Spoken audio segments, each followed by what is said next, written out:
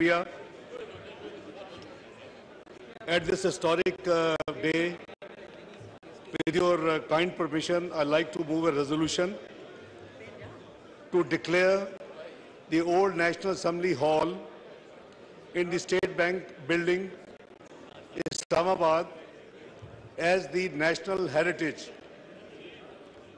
This convention, while commemorating the Golden Jubilee of the Constitution of the Islamic Republic of Pakistan, states that whereas the National Assembly Hall in the State Bank building served as the National Assembly from 14th of April 1972 to 26th of May 1986, briefly in 1993, and has been closely associated with the country's democratic traditions. Whereas the National Assembly Hall in the State Bank building served as the historic venue where the debates, discussions, and passage of the Constitution of the Islamic Republic of Pakistan took place 50 years ago. Whereas the National Assembly Hall in the State Bank building witnessed 3 Prime Ministers, 4 Presidents, मेहमान and तशरीफ 5 रखें speakers, निशिस्तों पे जनाब मेहमान तशरीफ रखें जी वज़ीर खजाना साहब and 5 speakers, deputy speakers during tenure of the 5th 1972, 6th 1977, 7th 1985 and 10th 1933 National Assembly held there. Whereas the National Assembly Hall in the State Bank building witnessed gathering of Pakistan's first directly elected MNAs on the 14th of April 1972. Whereas the National Assembly Hall in the State Bank building witnessed adoption of the interim constitution of 1972 and the Constitution of the Islamic Republic of Pakistan 1973. Whereas the State Bank building was also briefly the office of the Prime Minister of Islamic Republic of Pakistan. Whereas the National Assembly Hall in the State Bank building has been out of use for 3 decades and is in state of disrepair and is in dire need of restoration to preserve it for future generations.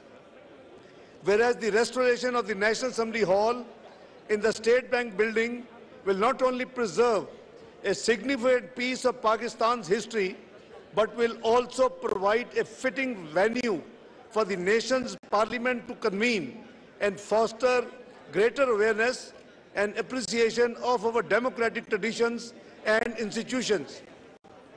Therefore, this convention unanimously appreciates the efforts of the Honorable Speaker in retrieving and restoring the original portrait of Quaid-e-Azam Muhammad Ali Jinnah from the State Bank building and redisplaying in the National Assembly Hall, Parliament House, on the occasion of the 75th anniversary celebration of Pakistan and Parliament held in August 2022, declares that the National Assembly Hall in the State Bank building in Islamabad as a national heritage and recognizes its cultural and historic significance to Pakistan on the occasion of the Golden Jubilee celebrations of the Constitution of the Islamic Republic of Pakistan 1973, directs the relevant government agencies to take immediate steps to restore the National Assembly Hall in the State Bank building to its former glory and ensure that it is maintained in good condition for the posterity. Resolves that the National Assembly Hall in the State Bank building be used for at least 1 session in a parliamentary year as a venue to commemorate our democratic traditions and to reinforce the values that underpin our nation's political system. Further directs that a report on the progress made in the restoration of the National Assembly Hall in the State Bank building be submitted to the National Assembly before 1st of August 2023. calls upon all stakeholders, including civil society organizations, cultural institutions, and the general public, to support the restoration and preservation of the National Assembly Hall in the State Bank building as a national heritage. The Convention urges all members of the National Assembly to support this resolution and take the necessary steps to restore the National Assembly Hall in the State Bank building as a national heritage and fitting venue for the nation's parliament to convene. Thank you, Mr. Speaker. Now I put the resolution. The question is that the resolution as moved be adopted. All those in favor of the resolution may say aye. All those against it may say no. I think the ayes have it, and consequently the resolution is unanimously adopted. میں وفاقی وزیر اطلاعات محترمہ مریم اورنگزیب صاحبہ کو قرارداد پیش کرنے کے لیے دعوت دیتا ہوں. تھینک یو اسپیکر صاحب. اسپیکر صاحب, میں ریزولوشن پیش کرنے سے پہلے بہت مختصراً آپ کو مبارکباد پیش کرنا چاہتی ہوں. تمام وہ کمیٹی کے ممبران جنہوں نے آج یہ تاریخی دن لایا کہ ہم پہلی دفعہ فارملی پارلیمان سے یہ قرارداد پیش کرتے ہوئے پاکستان کے نصاب کے اندر کانسٹیٹیوشن کو, جمہوری اقدار کو, جمہوری روایات کو اور دستوری نظام کے نصاب کو کتاب میں شامل کرنے جا رہے ہیں. اور یہ بھی ساتھ ساتھ میں کہنا چاہتی ہوں کہ یہ تاریخی دن تو منایا جا رہا ہے, لیکن آج تاریخی دن اس لیے بھی ہے کہ ہم تاریخ کی جو سمت ہے اس کو درست کرنے جا رہے ہیں, اور وہ تاریخ جو حقیقی تاریخ پاکستان کی عوام سے چھپائی گئی وہ ہم امانت کے طور پر نصاب کے اندر اس کو انکلکیٹ کر کے, اس کو انکلوڈ کر کے ہم آج یہ قرارداد پیش کر رہے ہیں. اور یہ جو سفر سردار ریاض صادق اسپیکر نیشنل اسمبلی نے پارلیمنٹری اسٹڈی پروگرامز یونیورسٹیز میں شروع کر کے کیا تھا, آج اس کا ایک تاریخی پہلو جو کہ انفنش ٹاسک تھا, جو اس وقت ان کے نظریے کا, ان کے ویژن کا حصہ تھا, آج اس کو مکمل کیا جا رہا ہے. اور اسی طرح پہلی دفعہ ینگ پارلیمنٹری ایسوسیٹس جن کی تعداد آج 250 تک ہو گئی ہے, جو بچے سکولز اور یونیورسٹی میں پارلیمان میں آ کر انٹرنشپ کرتے ہیں اور اس کے بعد جو ان کی انفارمیشن اور ان کی اویئرنیس ریزنگ میں ایڈیشن ہوتی ہے, وہ بھی جو ایک سفر کا آغاز اسپیکر نیشنل اسمبلی سردار ریاض صادق نے کیا تھا اور آپ نے اس کو پایہ تکمیل تک پہنچایا ہے. میں اس میں آپ کو بھی مبارکباد پیش کرتی ہوں. اور یہ آئین کی کتاب جس کو آج 50 ایئرز گولڈن جوبلی ہم سیلیبریٹ کر رہے ہیں, اس کے اندر جو چیپٹر 1 فنڈامنٹل رائٹس, جس کا سفر 2014 میں سسٹینیبل ڈیولپمنٹ گولز کی سیکریٹریٹ پارلیمان میں بنا کر وہ سفر کا آغاز کیا تھا, جو تمام فنڈامنٹل رائٹس کو دیکھتا ہے, اس کو بھی نصاب میں شامل کیا جا رہا ہے. اور اس میں آپ کی اجازت سے یہ ریزولوشن پیش کرتی ہوں. ریزولوشن کا پریمبل شامل کرتے ہوئے میں ایوان سے گزارش کروں گی کہ یہ بہت ہی تاریخی لمحہ ہے جب ملک کے نصاب میں یہ شامل کیا جا رہا ہے. This convention unanimously resolves as follows. Constitution and democratic civic education shall be made a compulsory part of the curriculum and educational activities of all schools, colleges, universities, and training institutes of police, bureaucracy, and the law enforcing agencies under the control of the federal government. The fundamental rights enshrined in the Constitution of 1973, along with an unbiased account of constitutional and democratic developments in Pakistan, shall be included in the textbooks of all relevant subjects like Pakistan studies, history, social studies, mathematics, Urdu, English, or any other taught in the schools, colleges, universities, in the schools of the federal government. Extra and co-curricular activities at the educational campuses shall privilege themes related to parliamentary democracy, fundamental rights, and constitutionalism in Pakistan. The public service broadcasters and independent private media under the Public Service obligations shall devote a fair amount of time to expand the understanding about the Constitution and its relevance as a vibrant contract between the citizens and the state. The provincial governments shall reach out to the people of Pakistan to raise the awareness about the importance of the Constitution and to encourage its preservation and protection.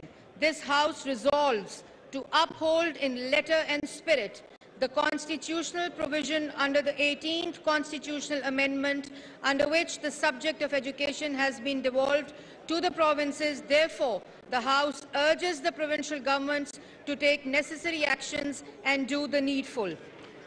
Recognizing that the Constitution of Islamic Republic of Pakistan is the basic document governing the structure and polity of the state, and this is crucial for the future of Pakistan and its people to maintain the continuity of democratic governance embedded in the supremacy of the Constitution. Acknowledging that the democratic civic education is an important instrument to provide necessary knowledge, historical context, and develop necessary skills to actively and effectively participate in the pursuit of democratic governance. Mindful of the fact that a significant percentage of the population of Pakistan, particularly the youth, do not have access to formal education and are not fortunate to learn about core concepts like constitutionalism, federalism, and representative parliamentary institution.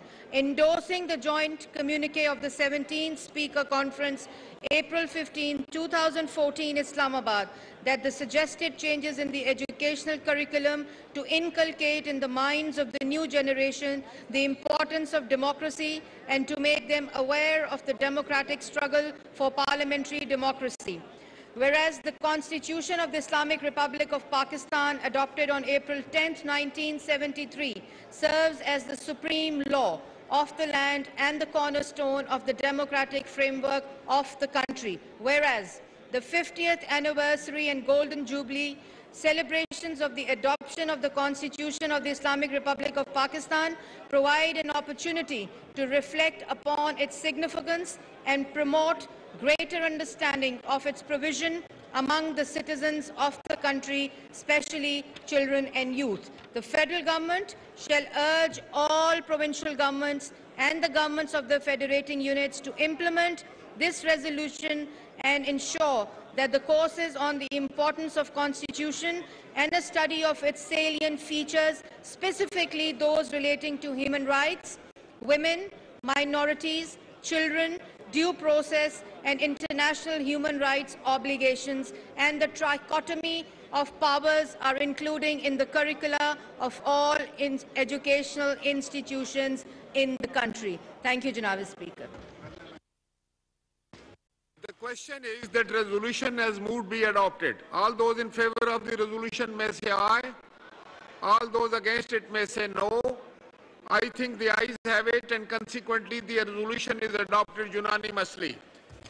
मैं इंतहाई मशकूर हूँ जनाब मौलाना असद साहब का, जनाब अंस नूरानी साहब का, जनाब चौधरी सालिक साहब का, जनाब अमीर हैदर होती साहब का, सिंध, पंजाब, बलूचिस्तान और खैबर पख्तूनख्वा के गवर्नर साहबान का, सिंध के वज़ीर आला, आज़ाद कश्मीर के वज़ीर आज़म, गिलगित बल्तिस्तान के स्पीकर साहब का, और ख़ास तौर पर 1973 की आईनी कमेटी के रुकन जनाब सैयद कायम अली शाह का बेहद मशकूर हूँ और माजरत खा हूँ कि आपके खिताब से वक़्त की किल्लत के बायस हम महरूम रहे। इंशाअल्लाह इसका अज़ाला जो है 10 मई के बैनुल-अक़वामी आईनी कन्वेंशन में किया जाएगा। इस कन्वेंशन में स्पेशल चिल्ड्रन भी तशरीफ़ लाए हैं, मैं उन्हें भी खुश आमदीद कहता हूँ। और इसके साथ ही मैं तमाम शुरका का, तमाम ख्वातीन व हज़रात का शुक्रगुजार हूँ कि आप इस कन्वेंशन में तशरीफ़ लाए। अब हम इसका इख्तिताम करते हैं और कुछ ही देर के बाद जो है यहाँ पर जॉइंट सिटिंग का जो है इजलास होगा। बहुत शुक्रिया। असद महमूद साहब से मेरी मौलाना असद महमूद साहब से गुजारिश होगी कि इनके दादा हजूर ने उस वक्त दुआ फरमाई थी, आज आप दुआ फरमा दें। مولانا اسد محمود صاحب کے دادا جناب مفتی محمود صاحب نے کانسٹیٹیوشن پاس ہونے کے بعد دعا فرمائی تھی. آج بسم ان اللہ کے پوتے. الرحمن الرحیم. جناب اسپیکر، میں کچھ گزارشات کرنا چاہتا ہوں اور میں سمجھتا ہوں کہ وہ گزارشات پیش کرنا میری جماعت کا حق ہے. جہاں پاکستان پیپلز پارٹی اور اس وقت کی عوامی لیگ اور اس کے مقابل میں جمعیت علماء اسلام جو دستوری کمیٹی کی سربراہی کر رہی تھی،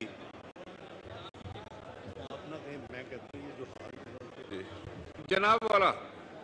جناب اسپیکر، میری گزارش ہے کہ یہ کچھ order in the house kindly کر دیجیے. جی ایکچولی یہ کنونشن ہے. میں شرکاء سے درخواست کرتا ہوں کہ اپنی اپنی سیٹوں پہ تشریف فرما ہو جائیں. مولانا اسد محمود صاحب کی بات سنیے. ہمارے منسٹر تقریر کر رہے ہیں. جناب اسپیکر، الحمدللہ رب العالمین والصلاة والسلام على سید الانبیاء والمرسلین وعلى آلہ واصحابہ اجمعین. اما بعد فاعوذ باللہ من الشیطان الرجیم. بسم اللہ الرحمن الرحیم. واعتصموا بحبل اللہ جميعا ولا تفرقوا. وقال النبی صلی اللہ علیہ وسلم ید اللہ علی الجماعہ. صدق اللہ العظیم. جناب اسپیکر، میثاق ملی، دستور پاکستان، آئین پاکستان کے حوالے سے آج جس جشن کا انعقاد اس دستور ساز اسمبلی کے اندر ہو رہا ہے، یہاں پر ان اکابرین کو جنہوں نے اس مملکت خداداد پاکستان کو متفقہ آئین دیا، ان کو خراج عقیدت پیش کیا گیا. یہاں پر جناب ذوالفقار علی بھٹو کو خراج عقیدت پیش کیا گیا. یہاں پر مفکر اسلام حضرت مولانا مفتی محمود رحمہ اللہ کو خراج عقیدت پیش کیا گیا. یہاں پر مولانا شاہ احمد نورانی کو رحمہ اللہ کو خراج عقیدت پیش کیا گیا. پروفیسر غفور کو اور دیگر اکابرین کو جو اس وقت آج اس دنیا میں نہیں ہیں، ان کو خراج عقیدت پیش کیا گیا. لیکن میں ان لاکھوں سیاسی کارکنوں کو جنہوں نے پیپلز پارٹی کی آواز پر لبیک کہا، جنہوں نے جمعیت علماء اسلام کی آواز پر لبیک کہا، جنہوں نے عوامی نیشنل پارٹی کی آواز پر لبیک کہا، جنہوں نے عبدالصمد خان اچکزئی کی آواز پر لبیک کہا، جنہوں نے ولی خان کی آواز پر لبیک کہا اور باچا خان کی آواز پر لبیک کہا، میں ان سیاسی کارکنوں کو بھی خراج عقیدت پیش کرتا ہوں. اور یہ سلسلہ جو آج تک ہمارے پاس پہنچا ہے جناب اسپیکر، میں ان لاکھوں اور کروڑوں سیاسی کارکنوں کو، ان وکلاء کو، ان ڈاکٹرز کو، ان اساتذہ کرام کو جنہوں نے اس متفقہ آئین کو آج بھی برقرار رکھا. آپ جانتے ہیں کہ اس ملک کو 1954 میں ایک آئین دیا گیا جناب اسپیکر. اس ملک کو سن 62 میں ایک آئین دیا گیا، لیکن وہ دونوں آئین پاکستان میں نہیں چل سکے. اس کے بعد سن 67 میں آواز اٹھی کہ پاکستان ایک سرزمین بے آئین ہے. اس آواز پر قوم متوجہ ہوئی، ڈیموکریٹک ایکشن کمیٹی کا قیام آیا. نواب زادہ نصر اللہ خان اس کے کنوینر بنے، مولانا مفتی محمود رحمہ اللہ اس کمیٹی کے رکن بنے، شیخ مجیب الرحمن اس کمیٹی کے رکن بنے، ولی خان اس کمیٹی کے رکن بنے۔ ملک کے طول و عرض میں تمام سیاسی قوتیں جو نظریاتی لحاظ سے پاکستان سے پہلے بھی انسانوں کی اور مسلمانوں کی سیاسی ترجمانی کر رہے تھے، وہ اس کمیٹی کے رکن بنے اور انہوں نے مذاکرات شروع کیے۔ ان کے دو مطالبے تھے جناب اسپیکر۔ ایک مطالبہ ان کا یہ تھا کہ پاکستان میں پارلیمانی نظام حکومت ہوگی، اور دوسرا مطالبہ ان کا یہ تھا کہ پاکستان میں دوسرے طرف پاکستان پیپلز پارٹی جو اس وقت جس کی قیادت ذوالفقار علی بھٹو رحمہ اللہ کر رہے تھے، ان کا نظریہ یہ تھا کہ پاکستان میں اس وقت ان کا خیال یہ تھا کہ وہ صدارتی نظام حکومت اور صدارتی طرز حکومت کے حامی تھے، لیکن بالآخر ان کو میز پر بیٹھنا پڑا، اور جس کے نتیجے میں ایک عبوری آئین دیا گیا سن 71 میں۔ اس کے بعد مرکز میں حکومت بنی، 2 صوبوں میں پاکستان پیپلز پارٹی کی حکومت بنی، 2 صوبوں میں جمعیت علماء اسلام اور نیب کی حکومت بنی، جس کی وزارت اعلیٰ ایک طرف مولانا مفتی محمود رحمہ اللہ کے ہاتھ میں تھی، تو دوسری طرف سردار عطا اللہ مینگل اس کے وزیر اعلیٰ تھے بلوچستان میں۔ ولی خان جو آپ کے اس پارلیمان کے اپوزیشن کو لیڈ کر رہے تھے جناب اسپیکر، اس کی جدوجہد، ان تمام اکابرین کی جدوجہد کے نتیجے میں اس ملک کو ایک آئین دیا گیا، متفقہ آئین دیا گیا، اور اس آئین کا نصب العین اور اس کی راہ کو متعین کرنے کے لیے قرارداد مقاصد کو شامل کیا گیا، جو سن 54 کے آئین میں بھی تھا، جو سن 62 کے آئین میں بھی تھا۔ چاہیے یہ تھا جناب اسپیکر، ہماری حکومتوں کو جو ماضی میں گزری، 73 میں ہم نے آئین تو دیا جناب اسپیکر، لیکن اس آئین کے بعد ملک کے اندر ایمرجنسی لاگو ہوئی، ملک کے اندر ضیاء الحق کا مارشل لا آیا، ملک کے اندر جنرل مشرف کا مارشل لا آیا۔ آئین بننے کے بعد بھی اس ملک کے اندر مارشل لاؤں کا راستہ کھلا، اور اس کو نظریے ضرورت کی بنیاد پر عدالتوں نے مہر لگا کر دی کہ آپ کو آئین میں بھی ترمیم کی اجازت ہے، آپ کو شخصی اعتبار سے اس ملک کے فیصلے کرنے کی بھی اجازت ہے۔ لیکن میں اپنے اکابرین پر فخر محسوس کرتا ہوں، انہوں نے جو شاندار ماضی ہمارے لیے چھوڑا ہے، انہوں نے ہمارے لیے جس نصب العین کا تعین کیا ہے، ہم اس نصب العین کے اوپر اپنے مستقبل کو تعین کریں گے، اسی پالیسی کو اب آگے لے جاتے ہوئے پاکستان کے اندر آج بھی ہم محسوس کر رہے ہیں جناب اسپیکر، ہماری خارجہ پالیسی کا تعین جنرل ایوب کرتا ہے، ہماری خارجہ پالیسی کا تعین ہمارے جنرل ضیاء الحق کرتے ہیں، ہماری خارجہ پالیسی کا تعین جنرل مشرف کرتا ہے۔ چاہیے یہ تھا جناب اسپیکر کہ یہ عوام کا نمائندہ فورم پاکستان کا سب سے طاقتور ترین فورم ہے، پاکستان کی خارجہ پالیسی کا تعین بھی اسی ایوان نے کرنا ہوگا۔ آج ہم امریکہ کی کیمپ میں ہیں، ہمیں کس طرح امریکی کیمپ کی طرف لے جایا گیا، ہمیں اس پر اعتراض نہیں جناب اسپیکر کہ ہم امریکہ کے ساتھ بہترین تعلقات نہیں چاہتے، ہمیں اس پر اعتراض نہیں کہ ہم اپنے دوست اور پڑوسی ممالک کے ساتھ بہترین تعلقات نہیں چاہتے. ہم چاہتے ہیں کہ ہمارے پڑوسی ممالک کے ساتھ تعلقات بہتر ہوں.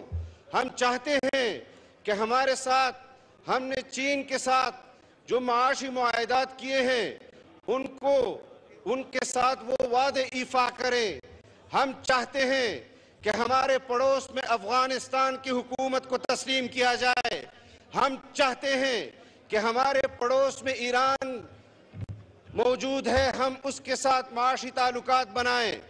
لیکن ہم کسی کی پیروی میں اور یہاں پر سیاستدان جدوجہد کرتے ہیں اس ملک کے معاشی، اس ملک کے سیاسی انتظام کے لیے. لیکن آپ جانتے ہیں جناب اسپیکر کہ دنیا بھر کی بین الاقوامی تنظیمیں یہاں ہمارے سیاستدانوں کے لباس میں اور ان کی چمڑی میں اپنے غلاموں کو پالتے ہیں، اپنے غلاموں کو فارن فنڈڈ پارٹیز بنا کر دیتے ہیں. وہ آپ کے آئین کا حلیہ بھی بگاڑتے ہیں، وہ آپ کی معیشت کا حلیہ بھی بگاڑتے ہیں، وہ آپ کے عدالتی نظام کو بھی بگاڑتے ہیں، وہ ملک کے اندر قوم کی تقسیم کی بنیاد بھی رکھتے ہیں. اگر بطور ریاست اداروں کو اربوں روپے دیے جائیں اور ان کو یہ ذمہ داری دی جائے کہ پاکستان کے خلاف ہونے والی دکھائی دی جانے والی سازشوں کو بھی آپ نے روکنا ہے اور بن دیکھی سازشوں کو بھی آپ نے روکنا ہے، تو پھر آج کیوں پاکستان میں فارن فنڈڈ پارٹیوں کو پروان چڑھایا جا رہا ہے اور کیوں ہمیں مجبور کیا جا رہا ہے کہ الیکشن کمیشن آف پاکستان کے فیصلے کے باوجود کہ ان کو فارن فنڈڈ ہوئی، یہودیوں نے بھی کیے، ہندوؤں نے بھی کیے، پھر آج کیوں ہمیں مجبور کیا جا رہا ہے کہ ہم فارن فنڈڈ پارٹیوں کے ساتھ مذاکرات کریں؟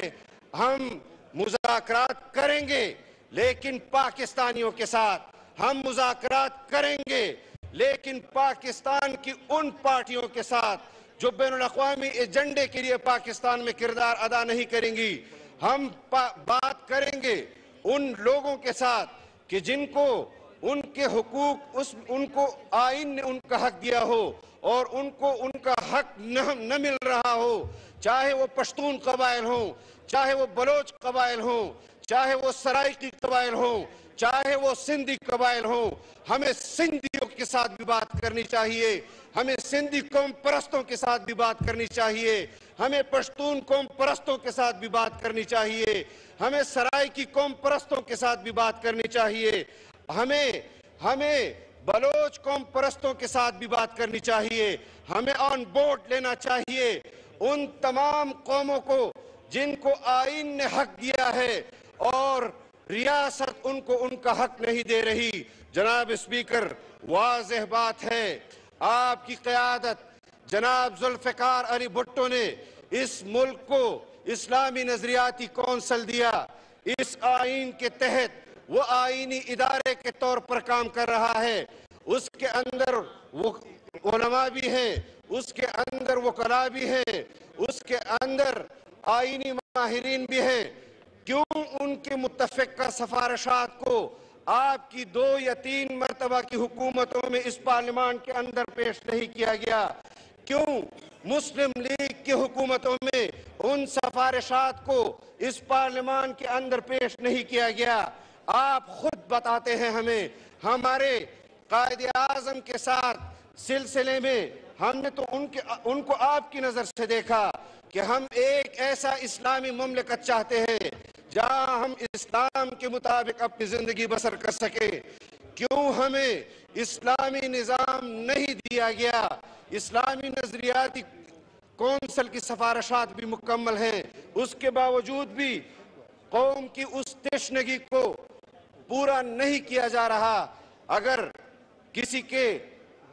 کسی مذہب پرست کو آئین اس کا حق دیتا ہے، کسی قوم پرست کو آئین اس کا حق دیتا ہے اور حکومت اور ریاست اس حق کو تسلیم کرنے کے باوجود بھی اس کو اس کا حق نہیں دے رہی، اور مقابلے میں جناب